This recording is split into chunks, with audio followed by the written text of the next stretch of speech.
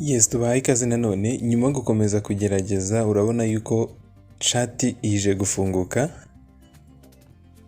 bambwira ngo what is your favorite Pi app, how do you plan to use it, express some Pi apps here. Ushobora kuza hano, ibyo ndi gusoma biri hano hejuru, ushobora kuza kuri ino link nyine ukareba ibyo ngibyo bari kukubaza hejuru bya postinzwe n'uyu nguyu.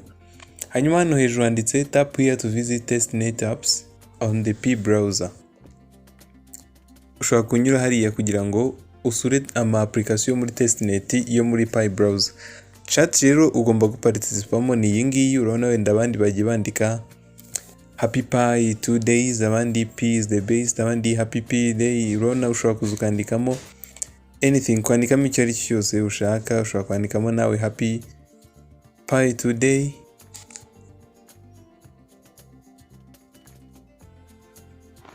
icyo ari cyose nyine ugaparticipa muri chat, hanyuma ugakomeza n'ibindi. Urabona ko bimaze gukunda.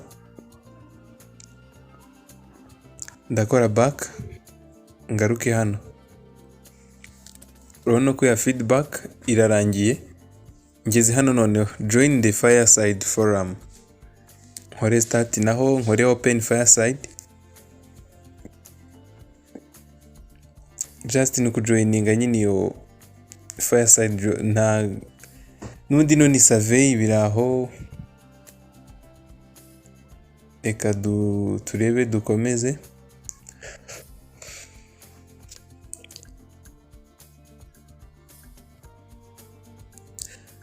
Ukwiye gukora ibi ngibi ufitemo Pi browser, kuko urabona ko link izo nyinshi hano ziri guhita zifungukira muri Pi browser.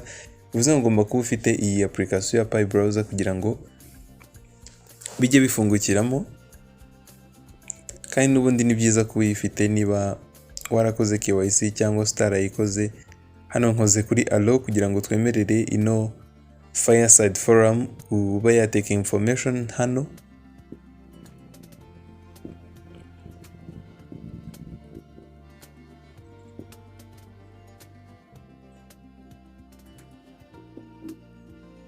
Bino ushobora kuza ugakora hano ukagenda ubisoma byose, fuel your voice in crypto, cyangwa se ugakora hano hasi handitse skip kugira ngo ubisimbuke ubaye udashaka kubisoma. Ushobora kugenda ureba ibyari byo ugakora skip. Hanyuma hano barakugaidinga uko ino fireside forum ikoreshwa. Hari kano kariho akamenyetso k'umuriro, hariho ko bisobanuye ko ari fire diminishes in all the post, allowing new one to shine. Ugakora next ukareba n'ibindi. Ushobora kwadingaho indi fire nawe kuri post. Tukomeje n'aka gatatu, tokens given as tips. Muri make hano twamaze kugerayo. Ngarutse hano urabona yuko namaze kujoining already. Hanyuma ngeze hano kuri chat alternating color name feature, nawe ugaclaiminga. Aho no guclaiminga ni nka biriya by'ejo byose twagiye duclaiminga. Urabona ko ari ibintu bitagoye nyine kuba waparticipamo hano.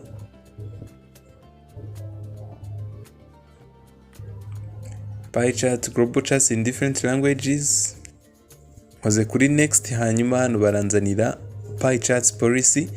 Pi chats do not allow the following. Ntago ino Pi chats ntago byemera ibintu bijyanye na vulgarity, personal attack, advertising, ibintu byo kwamamaza, gushyiramo ibintu by'amascam, gushyiramo amakuru yawe bwite nka nimero de telefone cyangwa amazina cyangwa imyaka, ibintu nyine biri personnel, ibintu bidafitiwe gihamya nyine bitari ibyanya byo kwamamaza cyangwa se ibintu bibangamira abandi. Ibyo byose ntago byemewe muri Pi chat n'ibyo bavuga hariya.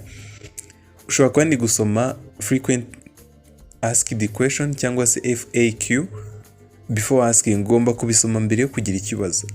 Ukazana wenda si frequent asked questions kugira ngo ujye kuzisoma urebe izo arizo. Aho ushobora kubisoma nyine kugira ngo umenye uko uparticipa.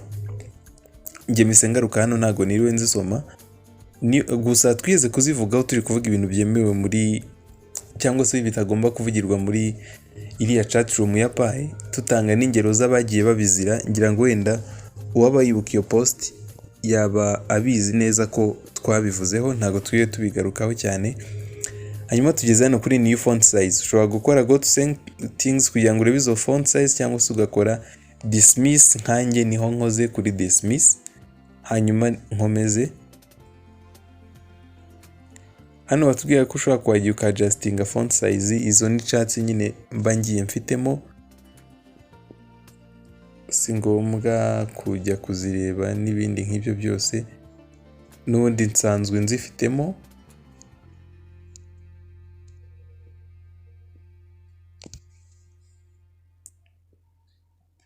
Ushobora kureba na hano kuri new channel ukareba channel zigiye zihari, ushobora kujyamo ukarebamo amakuru. Hari n'abantu bajya babura ahantu barebera amakuru. Ushobora kuza hano kuri General English ukarebamo amakuru niba ubasha kumva Icyongereza. Ushobora no kujya mu zindi ukareba ukuntu bigiye bimeze. Urabona hano amakuru agiye arimo Happy Family. Ubu ngubu wenda ashobora kuba nta kintu kirimo gikomeye, ariko akenshi hari igihe urebamo ugasoma ukabonamo ibintu byakugirira umumaro. Reka rero ngaruka inyuma, hanyuma dukomeze tubanze dusoze iriya gahunda. Nkoze hano hejuru hari akamenyetso ka Pi. Kugira ngo ngaruke inyuma, ushobora kuza unyuze hano kuri Pi2Day cyangwa se ugahita uza hano kuri challenge direct. Uje hano kuri challenge direct uhita ugera hano n'ubundi kuri no challenge ukabasha gukomeza. Hano urabona ko habaye claimed, ubwo namaze kuziclaiming. Hanyuma tugeze hano kuri rate your favorite Pi2Day P-Art on Fireside Forum. Ushobora kureba art cyangwa se ikintu cy'ubugeni. Nkoze kuri open Fireside Forum, hanyuma ukaratinga kimwe muri byo icyo ari cyo cyose yari na Pi2Day, ukaratinga ukabaha amaranka nyine ukuntu. Ushobora kuza nk'icyo ari cyose, wenda nk'aha ngaha kuri kino cya mbere. Gusa nawe ushobora guhitamo nyine ibyo ubona wenda biri favorite kuri wowe. Ibyo ari byose ushobora kureba ibyo ari byo byose, ntabwo niriwe mpatinda. Naho hano hari invite and register friend to Pi network. Ushobora kunyura hano ugafata link ukemvita abantu kuri Pi network. Nkoze start, nkaza hano kuri invite friend to Pi.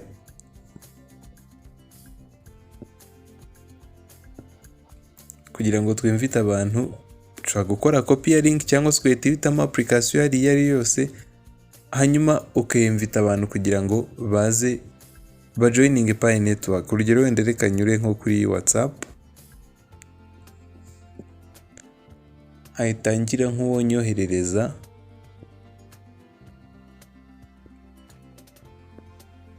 Ino invitation akaza gukora register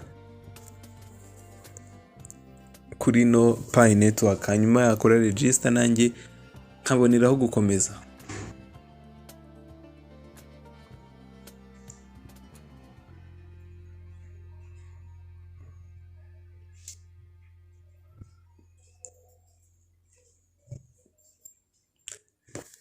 Ya WhatsApp iba yananiwe ukuntu. Yes, yafungutse. Wenda nshobora kuyisharinga hano ihita igenda nka link, n'ubundi ya link dusanzwe tuzi ya Pi network. Urabona ko igiye irimo na username byose. Hanyuma nkagaruka, ubwo inyuma y'uko irangiye ubu ndemvise, ariko ntabwo yari yaba registered. Namara kuba registered ndaza kukanyuma ngira ngo save noneho irarangiye, byose turabibonye uburyo bikora. Ugomba rero kumvita umuntu, niba nawe utaratangira ni karibu kuri link iri muri description, nawe ugatangira ku mining Pi network. Ntago birarenga, uko byagenda kose ni wagira imwe kugera kuri main net iri open, ntacyo byaba bitwaye. Turagushimira twabanye. Ikindi kandi ukeneye gusoma amakuru yisumbuye agendanye n'iyi challenge, ushobora kuza ugasoma hano, amakuru arahari. Hano babivuga muri make ugifungura homepage ya Pi. Ibi nibyo bihari hano, babivuga ngo reminder kuri no challenge Pi2Day 2023 challenge continue, iracyakomeje. You can have until July 5. Ushobora gukomeza kugera ku tariki 5 z'ukwa karindwi. To complete interactive action to unlock prize. Ushobora gukomeza bino bikorwa kugira ngo ufungure impano, ama prices agiye atandukanye by exploring the various components of Pi ecosystem. Ari byo bya biriya twakoraga. and contributing to the usage and creation of its divergence utilities. Ushobora kuza hano kuri challenge nka hamwe twanyuze bwa kabiri, cyangwa se ukajya kuri announcement ukareba uko bimeze. Wenda challenge twahanyuze, reka turebe na announcement bimeze gute, naho wenda tubigaragareho.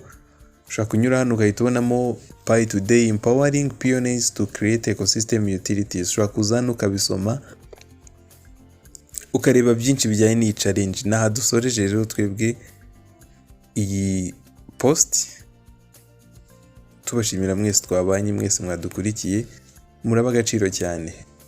Nawe ubutaha.